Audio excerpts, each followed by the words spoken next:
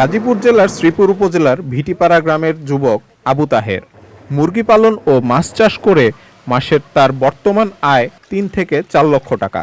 সরকারের যুব উন্নয়ন অধিদপ্তর থেকে প্রশিক্ষণ নিয়ে আত্মনির্ভরশীল হওয়ার চেষ্টায় প্রাথমিক পর্যায়ে সফলতা পাওয়ায় প্রকল্পগুলো সম্প্রসারণ হতে থাকে তার। বর্তমানে আবু তালেব ৬০ বিঘা জমিতে মাছ চাষ করছেন।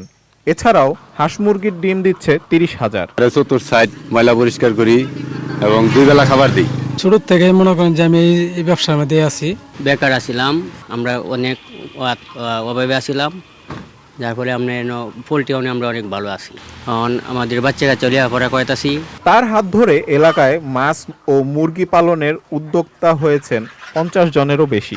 সাভার জাতীয় যুব প্রশিক্ষণ কেন্দ্র থেকে 3 মাসের প্রশিক্ষণ নিই। প্রশিক্ষণ শেষে আমি যুব উন্নয়ন থেকে 20,000 টাকা যুব ঋণ গ্রহণ করি। এখন